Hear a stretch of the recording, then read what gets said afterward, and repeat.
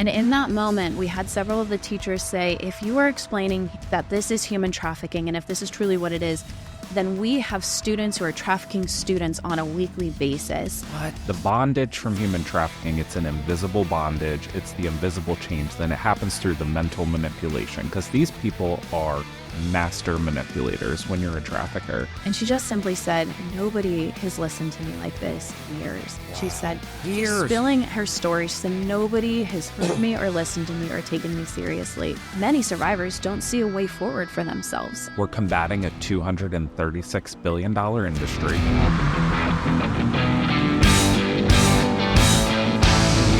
All right, welcome everybody. This is The Good Hustle, episode 20. 20. What? I hate it. It's like our birthday, sort of, a little bit. Something like that. It's crazy. I can't believe it. That's so cool. I'm just really excited to be here today.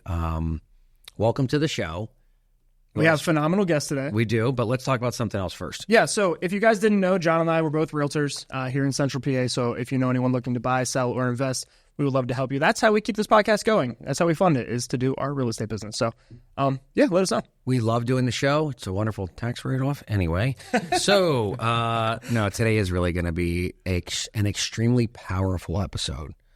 This is going to be something that isn't as known as it should be locally. That's true. And that's the reason why we have you guys here, is to start spreading the word and understanding of what actually happens locally in our area, and what this hub of transportation brings with it is not always good things. So today we have Greenlight Operation, which was founded by Jordan Pine. She's the owner, founder, CEO. And then we also have the director of development, Micah Davis, who I also know because we work in the same business as well. True. But, one of us. Yeah. Sometimes. Depends on how appraisals go. But anyway. Just a real estate joke? Yep. But ultimately, so I was checking out your website, and there's a couple things that I saw that were really, really, really important. One was your vision. So do you mind if I just read it? Absolutely. Because I think it's awesome. So we desire to see a world where human trafficking is disrupted and survivors are restored. Yeah, and the mission statement that they have on there is, our mission is to strategically combat human trafficking through educational initiatives and serve sex-trafficked women through a continuum, a big word, of restorative care. I can't believe you got all those correct. Look at that. That was a lot of big ones. ChatGPT can't come up on the spot. On the spot. So understandably, people don't know what this is. I mean, we just talked about your vision, and it's human trafficking, and it's about spreading the word and understanding and helping and restoring and ending, ultimately, is the goal. But what you guys are doing is beyond what a lot of people that I've ever met are doing. And it's an amazing vision and mission. And I just kind of want to ask, how, first off, Jordan, Micah, how did you guys get this started? Yeah, so it takes a community to fight something as extensive as human trafficking. And really, for the launch of Greenlight Operation, it started with an event in a community that wanted to bring awareness to human trafficking. We hosted an awareness event in collaboration with an international anti-trafficking organization back in 2017. And this was a walk that took place throughout the capital of, throughout Harrisburg, around the Capitol building and beyond. And just a great day to say, hey, human trafficking, it exists today, it's happening, and it's a practical way to get involved. Well, that really served as a catalyst of what then became Greenlight Operation, because this day of awareness started to help individuals recognize that human trafficking was not just happening overseas or in other nations, but it was happening here locally in central Pennsylvania and in their own backyards. And so rightfully so, many said, all right, this was a great event, but what are we doing to combat this on a regular basis? What's happening beyond this one event a year that we can get involved in, we can support, and how are survivors being served? So that really got the ball rolling. We, at that time, were based out of Christian Life Assembly. That CLA. Really, Up on the hill. They were wonderful and served as a launching pad for Greenlight Operation. And so with that, we brought it back to our local church and we said, here's what's in front of us. There's this issue of human trafficking that's happening here in our local community. And who better than the church to get involved and to take a stand against this? And We knew very quickly that this was going to move beyond just a small group of individuals within a church, but it needed to be a widespread organization that would do more to impact our region and our state. And so then Greenlight became a 501c3. And from there, we have served to educate our communities, but also give practical outlets for people to use their gifts and their talents to make a difference as well. Wow. So that was the initial catalyst for that. That's a big story. That's a great story. Bit, yeah. Well, and I think that's obviously there's plans ahead that we've ever known about. What is your actual local church? Mm-hmm. So I go to Pathway Community Church, Greenlight Operation. We're still very grateful. We have we're able to utilize the office space at CLA and have many church partners that work alongside us. That's awesome. Yeah, CLA is really cool. We did a bunch of youth events there. I was a youth pastor for the last 2 years, and we did we were there when Tim Hawkins was there recently at CLA. That was awesome. That's a lot of he's fun. an amazing Christian community. Oh yeah, I remember you talking about him. Yeah, he's really awesome. really funny. But I guess kind of one big question that I'm sure a lot of people listening will have is like, what is the actual on-the-ground reality of how human trafficking looks around here? Because that's something that I'm sure a lot of people aren't really educated on, and there's a lot of assumptions that I would think a lot of people would have is like this is stuff that, like you said, mostly happens overseas. It's in third world countries. It's in places where there's lawlessness and all that kind of stuff. Yeah. But can you tell us about like a little bit about the actual reality in our local area here? Yeah, absolutely. So with human trafficking, I mean, we're dealing with a criminal industry that has 49.6 million victims worldwide. And we know that that's an estimate because we can't fully know who all is being exploited. But these are the recent statistics released by the International Labor Organization. So 49.6 million. And of that, I'm going to give a little bit of here's human trafficking. And I think it helps us understand then what we're dealing with here, boots on the ground. Our State Department has released that of those that are in modern day slavery, we are seeing that less than 0.5% are ever removed from their trafficker, whether that is the survivor leaves their trafficker or they're extracted. We're seeing that more than 95.5% remain in captivity of that 49.6 million. And so it is a largely misunderstood criminal industry, which is why it's thriving. And there's also been quite a lack of training for our frontline workers and understanding it. And I think we don't like to talk about the ugliness in society, the things that aren't polished and are really just it's the yuck in our society. We like to pretend it's not there sometimes. But when we do that, we let things like human trafficking fester and grow.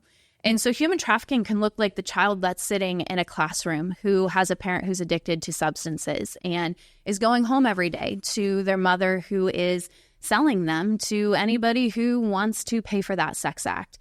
And this is a real life scenario that I worked on with a woman who at that time was in her 20s, but it was her mom who was selling her when she was 8 years old, and mom was her first trafficker. What? And so, this child grew up and was passed from trafficker to trafficker because those are the relational dynamics she knew. It can be family members. We know that it can happen out of illicit massage businesses where you can see sex trafficking and labor trafficking happening, romantic partners. We're seeing it in just such a variety of ways because unlike other goods or substances, a human can be used over and over and over again. And so criminals are exploiting that value of a human. And we know that we can be used for multiple purposes. And with that, that's where some of that distortion happens too. And Micah, you've been working in the field as well for a while. If you want to share even what you've seen and experienced is what human trafficking looks like. Yeah, I think the thing that took me back the most that Jordan brought to light for me when I joined Greenlight, not being new to this work, was just how prevalent it is locally to have students trafficking other students within the schools. And just to kind of give some perspective to this. So when we're talking human trafficking, one of three things needs to be present if we're talking about an adult. So anyone 18 or older, we need to see force, fraud, or coercion if we're going to prosecute for human trafficking. If we're talking about a minor, anyone under the age of 18, it's any exchange of goods for any sex act. So we have students in schools that are like, oh, I really want your sneakers. Okay, well, if you go to the bathroom with so-and-so, do X, Y, or Z, we can make that happen for you. Or for prom tickets, typically, statistically speaking, the victim in this situation, a lot of times there's more of a backstory to it as well, where they're people who traffic prey on the vulnerable. So they're going to look for those vulnerabilities. Is there a broken home situation? Is there a history of mental illness, substance abuse, anything? Not that those have to be present, but it is very common. So we are starting to see this really have an uptick within the school systems, which I think was one of my big draws to Greenlight. I was so excited to see that we're getting into the schools locally and being able to educate teachers, faculty, staff, administration, parents, and students where applicable. So it's really cool to be able to make that difference. And you're seeing this literally in our local schools. Absolutely. We are. That is mind-boggling.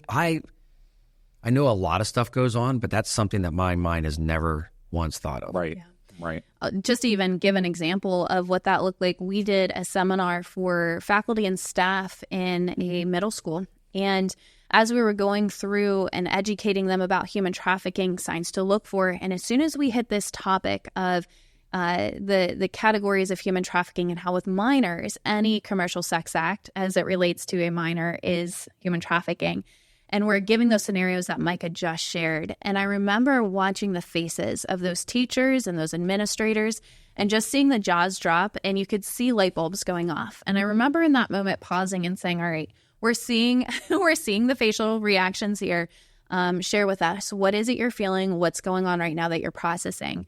And in that moment, we had several of the teachers say, if you are explaining that this is human trafficking and if this is truly what it is, then we have students who are trafficking students on a weekly basis. What? In gym class, in bathrooms. As they said, we're going in and we're finding that, students think it's funny. It's part of a friend initiation, or they want that ticket to a dance.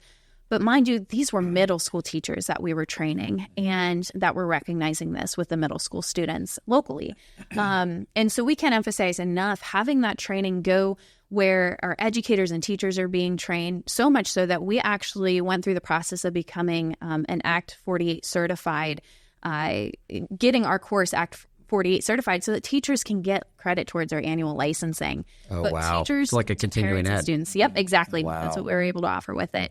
Because sometimes teachers are going to be the first ones to recognize a student displaying the signs of trafficking. Right. Now, are you seeing this more prevalent now? Is it getting worse as time goes on? Is this something that's been happening for 100 years? Like, how do you guys see this has played out or how it's playing out now in comparison to 40 years ago? I believe it's always been around. It has been around. Slavery is, correct. It's been here. And that's what human trafficking is. I think it's important to note that human trafficking, you all really hear the term modern day slavery used a lot with it. Yeah. Now, I will say that legally modern day slavery now includes sex trafficking, labor trafficking, and forced marriages. So when we use those statistics like the 49.6 million, that does include the forced marriage element because, frankly, we don't believe a 12-year-old being forced to marry a 60-year-old is consensual. Right. So I give that just for the context of our definitions, as this is an emergent field, and we know that it's a little bit wild out there.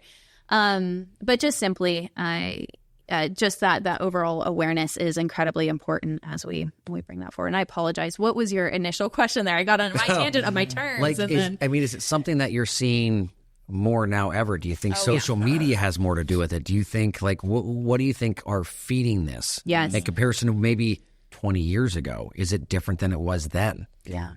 So I'll just share a statistic that's kind of hot off the press. So Jordan and then one of our other directors attended a big training in Utah a few weeks ago. And one of the new statistics released as it relates to human trafficking, this had been a $150 billion industry. And this is now reported to be a $236 billion industry. So just a year to a year? So this is over the course of several years, but that gives you a little bit of an insight to the growth that we're seeing within it. However, just to kind of help equate what that looks like. So $236 billion is greater than the annual revenue of Walmart as a company. I knew you were going to say it's that. bigger than Apple. And quite frankly, it's just slightly below Amazon. So that kind of paints the picture for what we are combating. It's the number one growing criminal industry worldwide. It is. And so, we know slavery's been around forever, but I believe that the avenues and the way that technology has been evolving, where it has progressed and grown so quickly, but safety measures have not been keeping up with that. And we've seen, especially through our lockdown years, where we had a lot of life move online, from kids who are starting to do schooling online to parents who are now working remotely. And technology is just such an integral part in our everyday lives. But many parents and caregivers are not aware of what their students are observing and the technology that they are on a regular basis. And traffickers know that too. And so I think what has happened is not that slavery is more prevalent, but I think it's becoming easier for people to traffic. Sure. And it's a very low accountability, high reward market, because a trafficker can groom 20 plus people at a time and not leave the comfort of their own home.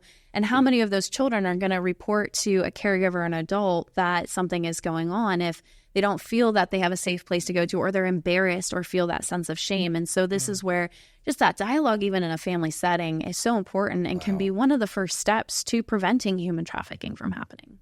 Yeah. I'm curious too, like you were talking, Micah, earlier about how like this was an issue that you were really excited to get involved with. Yeah. One issue that I've tried to be involved with heavily in my life so far has been homelessness and helping the homeless in Harrisburg and things like that. And we go donate some of our time to do things like that. I'm curious, like how you guys specifically found yourselves really gravitating to the human trafficking issue. Like is there any stories in your background or something that happened in your life that really brought you this way? Yeah, I'm happy to go for it.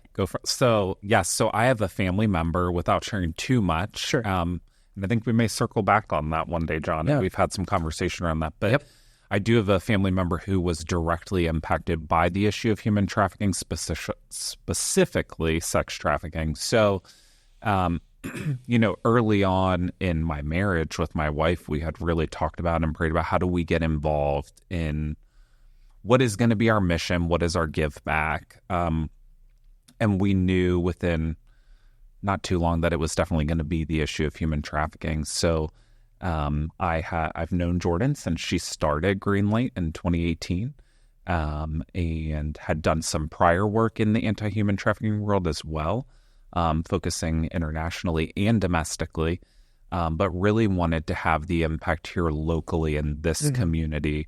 And I think part of the draw for me, I know, to Greenlight was as the restoration home was being prepared. And when I knew that was coming about, and Jordan and I were talking, I'm like, all right, like I got to be a part of this, because, it feeds into so many other things. It is the issue of homelessness. It is the issue of substance abuse. It's all these things that have a trickle-down effect. So to be able to be a part of that is huge for me. Yeah. So. And Jordan, where did you grow up? Yeah, so I grew up in the Erie area. Okay. So which town? Oh, Gerard. Are you I don't familiar with know. I know there? Corey. I know Warren. I know Sugar Grove. They're a bunch of small towns. Yeah, so sounds cool. So yeah, there's like Candy Lane. That's a small. Right? Sugar Grove is about this big. It's like They're that. tiny up there. It sounds like a stop on the Candy Lane map. It is literally like we're gonna go to Sugar Plum Ferry and then Ribs Sugar and Grove. Bones. They actually have a good restaurant there called Ribs and Bones. But yeah, anyway. Yeah. That sounds good. Wow, I'm not Erie. familiar with that. But yeah, Gerard, Pennsylvania, up near Erie is where I grew up. And then I attended Messiah, at that time, Messiah College. Okay. And that's what brought me here. I met my husband there, and we are Messiah transplants. Did you guys do the Ring by Spring? We did. We Did were you definitely really? the stereotypical Ring by Springers. I always ask Is that people first year that happened? Yeah, Ring by Spring. That's what I mean. Well, it wasn't my first year. I met him within 2 weeks of my college career, I will say, and we dated all throughout. Wasted no time. that's awesome. You're like, you're the one. You're I the think one. it's like a pickup. He's it. Like you just get there and you're like, I love that because I went to a Christian college too. We got married by spring, but we knew each other before we went to college. So that was There you a go. Wow. But I always ask people who went to Messiah or LBC, like, are you Ring by Springer? My senior year, we were. That's so funny. well, one of the things, like common misconceptions. So I don't remember the name of the movie, but the Liam Neeson movie, Taken. Yeah, Taken. There you go. That's a common misconception that's the only way human trafficking, sex trafficking is done. Like in my brain, it's two ways, and I had forgotten about the other one, which is where parents or whatever will sell their child for drugs and stuff, which is one of the most disturbing things you can ever imagine, which is also another discussion about addiction and the strengths that it has on the mind. But those are just misconceptions. Like, to me, those are the only two I would ever think of. Like, and for me, in my brain, which is mediocre at times, like, we have Middlesex Township, so we have the Miracle Mile and all the truck stops. So we have a huge hub, which makes this a really great place. And I don't mean that in a good way, but for trafficking of humans. It's a great place for exchanges. It's a great place for, once again, the common misconception. I just think of trailer loads of people. Like, that's how I think of it. But one of the reasons I wanted you on the show as well is because I also, not just everybody out there, but I need to be educated. Right. Because that's the only two things that I think of. And you've already opened up my eyes, to... You opened up his eye. Don't laugh, Micah. It's not funny. I'm just kidding. It's fine.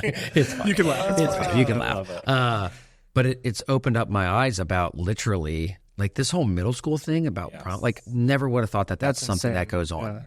Like, and I will share this, and I've told this, I was an addict in school. So freshman year of high school, I was a coke addict, like, in the school. And I thought that was the worst thing that could happen within a school. Right. That's not. Right. Like, what you're talking about is beyond levels of disgusting to me. Yes. That are happening right down the street. And it's mind-boggling. Yes. And in people's own homes as they're online, and it's happening there too. Yeah, I think, it's important to note. So, like, familial trafficking is how we would describe it. And it is the number one form. I was going to ask, because that's got to be number one. Of human trafficking. So that's typically That blows my mind. That's parent, grandparent, significant other, partner, spouse, whatever that looks like. But, I think the other thing really important to note, too, is going back to your mentioning of the movie Taken, like, that is so many people's baseline for what human trafficking is. But the reality is, and we say this all the time, the bondage from human trafficking, it's an invisible bondage. It's the invisible change. Then it happens through the mental manipulation, because these people are master manipulators when you're a trafficker. So the bondage is mental. So these people could be standing beside you in the grocery store, or could be a client of yours that you're interacting with, showing them a home, and you don't even realize, because they're willingly out and about, but the job or the purpose that they serve is to be trafficked. They are a victim and hopefully one day a survivor. So, the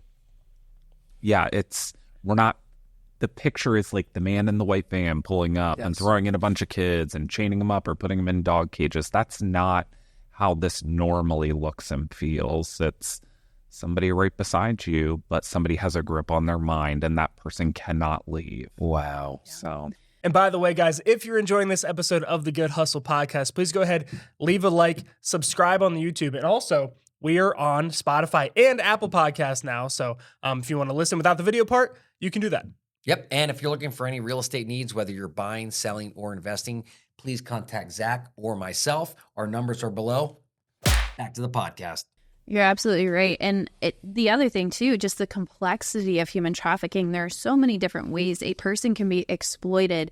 We all have our own vulnerabilities, whether that vulnerability is I'm lonely, I don't have friends, I'm longing for love in my life, or maybe that vulnerability is poverty or homelessness, and there's a promise of a dream job or the opportunity to make money quickly. And there are these vulnerabilities. We all have windows of vulnerabilities in our life, but a trafficker, being that master manipulator, knows how to spot that and knows how to manipulate it. And to Micah's point, it's sometimes the people are in our closest circle that we know, and majority of victims of human trafficking know their trafficker. And we see that even in the recent reports from the National Human Trafficking Hotline, showing us that 44% of the cases were by family members and 39% romantic partners. And so we're seeing they know that individual, which breaks that concept that it's a stranger. Or movie Taken or Sound of Freedom. And those are great movies to bring awareness and start the conversation.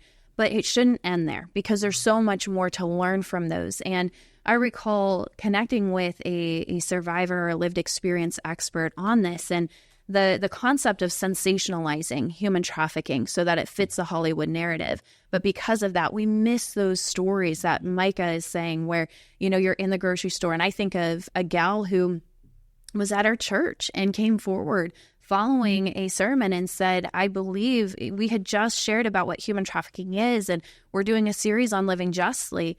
And I'll never forget this young woman coming forward in her 20s. And she said, I believe you just explained my relationship. And I remember asking her, I said, are you safe right now? And she said, no, my boyfriend is right over there. Oh my and he gosh. was the one who was trafficking her. How do you traffic a partner? Like when you keep saying this, like my mind's like, how does that even happen? It follows, the groom. They go through a grooming phase. And so what happens is in that phase, they are the perfect significant other, and they meet all of those desires and dreams. And we all have different desires and dreams. And maybe that is they're meeting the need of fulfilling that sense of belonging, or maybe it's the gifts and the elaborate, this and that.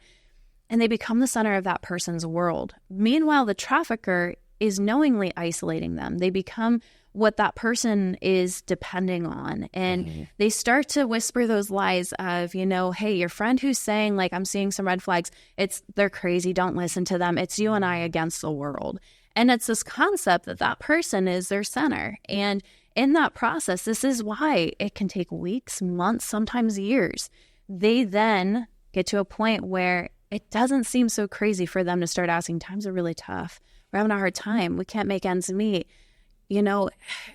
And they almost put the decision on the person to say, you know what, I'm willing to go and sleep with those people if it's going to help us get to that goal and that dream. And they start to spin these ideas in a way that has that victim believing that they made the choice all along. Things like, you often hear terms like gaslighting and, Sure. Your Stockholm syndrome, things like that, but these are very real. And traffickers know the amount of money that $236 billion, Micah just said, there's a lot of money that can be made off of a person. So for a trafficker to invest weeks, months, maybe a year or so into an individual, for them to have a massive return on that investment, it's worth it to them. And then that's where the individual they're afraid, and maybe that person starts to not comply and they start to threaten them. There's violence and it starts to turn, and they've isolated so much from their safety network. They have nobody else to go to, and this is their person. And, we could get into it. I know we're not doing a whole seminar and spiel here, but it's a sneak peek of how that can happen from grooming to exploitation. And this was a situation, this young woman coming forward in a group of people. She was out and about. She was somebody we saw regularly, and she said, I am being exploited by my boyfriend. And he was standing right there in that room drinking coffee with a group of guys in that same room, and we just don't expect it all the time. How did that, not that you have to share, I don't know what you can say, but how did that pan out? Yeah. So with that, of course, we asked if she was safe. We firmly believe in taking a trauma-informed approach and giving choice to individuals. If we force, an extraction, or we force resources on people and make them turn to that, the likelihood that they're going to stick with it is very low. Mm-hmm. So we offered resources and went through a reporting process. We were able to sit down and work through that with her in the time frame that worked with her. And I can't give too many more details, but it was an opportunity. And I recall in that moment of when we were finally able to safely talk with her and give her resources. And she just simply said, nobody has listened to me like this in years. Wow. She said, years. Spilling her story, she said, nobody has heard me or listened to me or taken me seriously.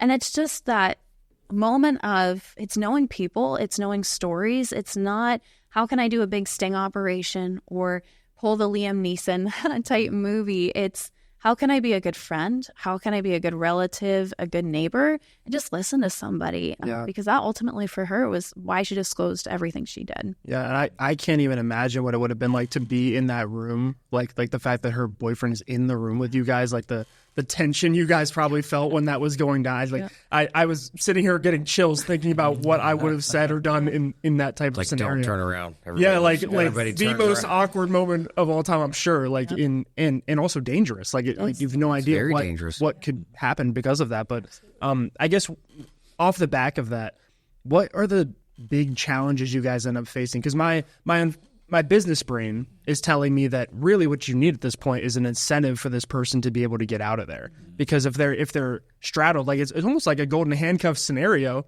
like you face in corporate America, not to compare the two. You know what I'm saying though? With you have a bag of money on one side and this, abusive person, and then the other side you have God knows what. Like do I go work at some Walmart or McDonald's or something on the other end and then have a lot less, money in my life or whatever, right? So are those the kind of challenges you guys face of giving people incentives and reasons to leave? So that could be a part of it. There's so many fear of the unknown, not being known. That's one we hear all the time. And quite frankly, it's one of the biggest tips we give to people as we're educating others on how to spot human trafficking is like, we hear survivors say all the time, nobody knew my story. Nobody knew I was going through anything or took the time to get to know. And I think that's important. That's something I think on a lot, being in a sales world, as we all are. We harp on relationships all the time, building quality relationships. Well, part of building a quality relationship is really knowing someone's story. And if you know their story, you can kind of spot what's going on. And that process then to potentially exit that way of living may be easier once you're to that point. But that's not always a given. There could be so many other things at play, substances. It's a whole handful of things. But we do need to see a genuine willingness from the victim to want to step into survivorhood, because they do need to be at the point where they truly want that for themselves. And I think, ladies first. Yeah. And I think just to tag onto that, a big reason we see many who remain in captivity, again, going back, revisiting the previous statistic of less than 0.5% ever leave their trafficker. And really a lot of that has to do with not only a lack of public education awareness, lack of training for professionals, but also many survivors don't see a way forward for themselves. And we have, as a society, and just even currently, even though there are resources like Greenlight Operation and others, there are not enough aftercare services for the number of survivors of human trafficking that there are. Whether that's beds, counseling services, outpatient care, crisis care, there aren't enough services. And so if you're a survivor who's going through this and you know what to expect from your trafficker, if I bring in the amount of money that he's requiring of me every single day, even if that means I have to sleep with 10 different people in a day and, get roughed up by them, I know what to expect. I know that at the end of the day, he's going to be happy. He's got his check. If I don't meet that quota, I know that I'm probably going to get smacked around and things are going to get really rough. Or if I don't comply, they know what to expect. The one thing about a trafficker is they're more or less are pretty consistent in those threats and what's expected. Is it good? Absolutely not, but there's consistency. The unfortunate thing is that in our aftercare services and provision, we're not always very consistent. Maybe we don't show up, or we give false promises and false hope, and we're not meeting those expectations for that individual. Or they finally say, I want to leave this life, and they're on the call list, and there's wait list after wait list at every single shelter they're calling because there aren't enough beds nationwide to serve the number of survivors there are. And so, that could be a segue into our restoration home project and why aftercare matters, and quality aftercare at that, because we can't just have a service where we say, hey, we're so sorry you went through this. Here's a handout of a meal. Here's a really nice care kit. And we hope the best for you. We're going to pray for you, and good luck. Yeah. And I think a lot of times we think that a person leaves their trafficker and they're going to live happily ever after, or we get that feel good moment of we did something where we gave them a hotline number, we gave them a care kit. And that's not to negate it. Like, that could play a role in that person's healing, but it has to be backed by true aftercare. And a survivor has to see that's there and available to them, and not just a hope and a prayer. Sure. It has to be there because they know what to expect with their trafficker. It can be even more scary not to know what true extraction and what true healing in the after the post-exploitation really looks like. And we can say that's the same for prison. Yeah. We can say it's the same for rehabs. Like, it's the aftercare that's not fulfilled. I mean, prison is a prison. They don't really focus on fixing the issues.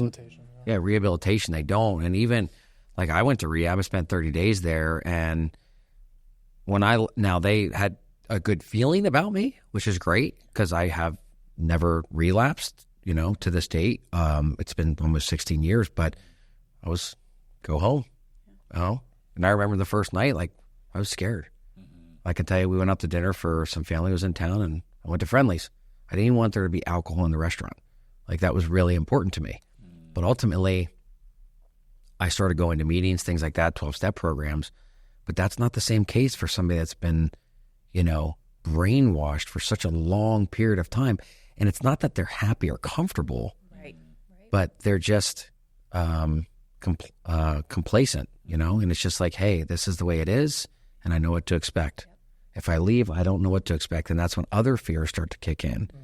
So like what you guys are doing, and I kind of want to go back or kind of go into, you guys do seminars, lots of seminars. We do. And I want to ask, topics you discuss, and why do you prioritize these seminars over a lot of other things within Greenlight Operation? Yeah, so with Greenlight Operation, we take a multi-pronged approach to combating human trafficking. It's a complex issue, and it's one that really requires a strategic and holistic approach, which is when we first start, why we identified education as being one of the very first elements we had to get involved in.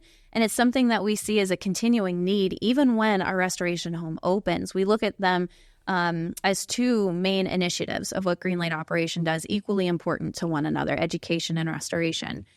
And the reason we prioritized education was because we were often met with, when we would connect, whether it was with law enforcement or nurses and others who may be engaging with survivors, and we'd say, how many, survivors or cases have you worked on, with human trafficking? Or can you tell us what it looks like with dealing with a trafficking case? And this was back, right at the early stages of Greenlight. And I remember being met with, it's not happening here. Human trafficking doesn't exist in central Pennsylvania. It's Who not was telling you happening this? here. Oh, goodness, many. Whether it was police, we heard it from local law Police were telling you enforcement. that? We heard it from medical professionals and very large hospitals in the region. We would hear it from teachers. It's not happening here. And this was back in 2017, 2018. And so when we were faced with that, and we know what the numbers are showing us, and knowing at that time, the hotline used to track and rank states by how prevalent human trafficking was. They don't do that as much anymore, which is why we don't publish those rankings. But Pennsylvania used to rank between 9th and 12th in the nation for most reported cases of human trafficking. Yet we were often being met with, it's not happening here. And so we said, you know what, our community is not going to get involved with an issue they don't know exists, and we have to educate on that. But there's also a lot of misinformation about what human trafficking is. People that are looking for that slave that's locked away in a basement or locked away in an attic, that white van that Micah shared about earlier. And we have this idea of the Hollywood scenario of what human trafficking looks like, but then we're missing, who these people are doing life right alongside us. And so we said, you know what, to truly prevent and help with the intervention efforts of human trafficking, we have to educate. But that also ties into the restorative care side, because our community will not value a restoration home or value the restorative care of survivors if they don't understand what's happening with human trafficking and why survivors need this kind of help and support. Yeah, and it's amazing. And I was going through some of the stuff that you guys, the people, and like you just said, you're hearing from all these people that it's not happening here. Now, I have a buddy that is actually a federal investigator, and he knows it's happening because he actually deals with this stuff. But at the same time, you're being told by all these people it's not happening here, and you guys have your seminars have focused on actually educating, let's say, police, domestic violence and sexual assault advocates, foster care parents, social workers, healthcare providers, legislators, teachers, students, church leaders, business owners, civic clubs, community members, and John, because I had no. And Zach. Let me put that, put that on there. And I'm not trying to make lighthearted jokes here, but this is honest. Like, you are educating us. Yeah. And I can guarantee you're educating Nate. Well, Nate's heard your stuff before, but we're all being, but we're all being educated. Like, and I have to tell you, I'm thinking of people while you're sitting here that are crossing my mind that it's like, wow, I wonder. Because I'm hearing things that you're saying, and it's making me think about certain people. And I'm like, wow, I wonder if that's what's been going on. And I could be right. I could be dead wrong. But honestly, those are like crossing my mind as we're discussing this. And the fact that you're educating these people. Yeah, the thing that The front line. my jaw literally dropped when you said like I have to tell the police that this issue is happening. That literally, I can't even imagine. I would have thought the people that would be at the forefront of this would be the police. Like who else would see this stuff all the time? I can't even imagine. But the fact that you guys are going out there and having to spell this out for the police and other people in the air, I mean that blows my mind. And I think to really just encapsulate that as well a little bit more. So this was, again, when we were launching Greenlight Operation in 2018, that we were really polling the region and trying to understand, we were analyzing what was needed most in the realm of anti-human trafficking efforts here. And at that time, that was major. It's still a very major need. But what I will say is now that we've been around for a while, we've been able to see the impact that education has as it relates to anti-trafficking efforts. Because when we had the chance to work with some of these police officers and, they're like, it's not happening here, I don't know much about it. I can think of one individual we had an opportunity to provide a consultation to. And the extent of that individual's training was the movie Taken. And many of us, if we're honest, that's the extent of our training as well. Training. Mm-hmm. But this individual was able to be trained, worked with his other officers, and within a few weeks, they not only started to identify cases of human trafficking in their region, but they were able to recognize human trafficking that was happening throughout the state and up through New York as they busted several illicit businesses, simply because one officer was trained and encouraged others to get trained. And I think another beautiful example is we are so fortunate in our area now. We have the Dauphin County Human Trafficking Task Force, and I know Cumberland County is doing a lot of work as well in the anti-trafficking efforts. But I can speak for Dauphin County's task force because I remember when this was getting generated, and those leaders out of the DA's office there also recognized that human trafficking education was vital for their team in their region. They started with 3 active cases of human trafficking back around 2020 at that time. And if you check in with them now, and we actually had a chance to bring on to Greenlight's podcast the leader of that task force, and she went on to share that there are over 120 active cases they have now because they're looking for it. Their officers recognize it, and they invested so much in educating their team, and that's just one county. And there are still many counties throughout Pennsylvania that like to claim that they have 0 cases of human trafficking, but we like to rebut and say, well, what anti-trafficking efforts have you incorporated and have you trained your people? Because if we keep our head in the sand, you're not going to see it. But if you do the training, you will start to recognize it. Think about that. That's once again wild. Every one of these shows, I feel like I've done nothing. Because we do say that a lot. Because the people that sit across from us are unreal. Yeah. And I just think about, as you're sharing that, I'm sure you're thinking the same thing, like 6 years ago, there's no help around here. And a simple startup effort by you, the amount of lives you're saving, it's mind-boggling. And it's such a blessing just to sit across from somebody like you. And just yeah, I mean, it's truly like that's what the good hustle is all about, is like going out and I heard a sermon recently of a pastor saying that one thing that made Jesus different was that he saw a need and he chased it. A lot of people see needs and look away and think about their own lives and stuff, but that's what Jesus was all about, is he saw a need and he chased after it. And that's something that I really love about you guys and about all the other people that we've had on the podcast recently who are doing just the coolest possible stuff and solving the world's problems, essentially. I mean, that's really, really special. I do have one additional question I want to ask you guys too, is like, what do you think, the average person like John or myself or someone listening to this right now, who's concerned about this issue now that they've heard the reality of it, what is something that the average person can really do, like starting today, to make a difference? Yeah. So with that, and first, thank you for just that heartfelt comment. But I do want to say it's a team effort, and we have such an incredible backing of volunteers, staff, and community partners, and we're just a piece to the puzzle. We really believe in collaboration, working with individuals like the Dauphin County Task Force and Cumberland County, and it is a beautiful, we truly believe we're better together. So I want to say, as much as we obviously believe in our mission in Greenlight, it takes a team effort to be able to do what we do. And so for the average person, how can they get involved and what can they do? Micah, I think you would probably be a good one to share some of that.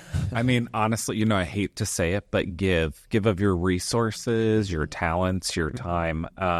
We're combating a $236 billion industry. And it's like fighting more than Amazon, which is crazy. You're fighting an uphill battle because of the ability to resell someone as a person over and over and over again. So we do need funding to combat that. We need funding to provide restorative care, to educate and equip people locally within our own area. But also volunteer, like time is everything too, and we all know that. So we have great groups of individuals coming out to do service day projects at the restoration home, volunteering on committees for some of our big events annually. We just wrapped up our 5K on City Island. Oh, nice. Back the beginning of May. We have our gala coming up in the fall. Oh, when is the gala? October 17th. You should go. I want to go to that. You guys are invited. Is it a Join us. Saturday? Yes. It's a It's Thursday, a Thursday evening. Okay, good. Yeah. That's good. I struggle with doing things in October because Maybe of we can do hunting. a little live podcast But- session for everybody or something. But that is way more important than the things that I do. And I just think that the fact that I think the number one thing that we can do, and please correct me if I'm wrong, but is to educate. Absolutely. I mean, obviously time is the most valuable resource we can give. But if we're not educating, like you said, like just telling one cop, like, and just have my wheels spinning right now on things that can be done. And the fact that, Keller Williams does a red day, and we did red day at the home. Which was awesome. Yep. And then Taylor comes to me, she's like, John, podcast. And I was like, tell me more. Because you've actually mentioned this before, but I didn't really know much about it. Or shame on me. I didn't give it the effort or mental capacity to like absorb what he was saying. But and to think about the things you guys are doing, like this sounds like a real estate transaction, but you guys are literally helping save people's lives. Purchase a home, obtain zoning permits, renovate home, develop program curriculum, security and fire systems, furnish home, which I'm sure you guys can need help with that. Okay. Solidify service providers, develop referral directory, hire direct care staff, train direct care team, purchase vehicles or donate. Not cars for kids, guys, right here. And onboard residents. Like in this, everything that I just talked about can be looked at greenlightoperation.org. Yes. Correct? And renovations and restoration home funds needed. We still need money for funds. And then restoration home launch, that still needs funds as well. Yeah. And they're big numbers, but this is something that as a team, like you said, can be easily done. And we really hope that this spreads a little bit more word for you guys. And they actually have their own podcast too. What is your podcast called? It's the Greenlight Operation podcast. Nice and simple. All right. Very simple. And where do you guys film right here too? Yeah, we've done some filming here out of the restoration home. Yeah. Okay, cool. I just think what they're doing. I mean, what do you think? What It's mind-bogglingly. Yes, there's so many good things I can say about it, but I love seeing people that take on. Like you said, such an uphill battle with such a challenge, and you say like bring it on. Like I'm going to make the difference that I can make, right? Mm-hmm. And that's really all that John and I want to highlight here in the area is just like that good hustle that you guys are taking on, and that's super super cool. Like you said, one small piece of the puzzle. I mean, you're literally a small group of people that are helping. I mean, you've helped hundreds already, hundreds, and to put that in perspective, I mean, you're literally saving hundreds of lives. And just me sharing my story, I know that this is what God's intention was for me, was to be an advocate for sobriety, to help people and plant seeds and this and that. You guys are doing something on a bigger level than I've ever imagined. So we are really grateful we had you. Is there anything else you want to share that you want to talk about, that any way other people can help, or just what drives you? Anything? I think just as a final note, and thank you so much for having us on here to be able to share, and just encouraging people that this really, I know it can be a very complex and overwhelming subject, especially if this is the first time that somebody's hearing about it. We're really digging into the layers of human trafficking.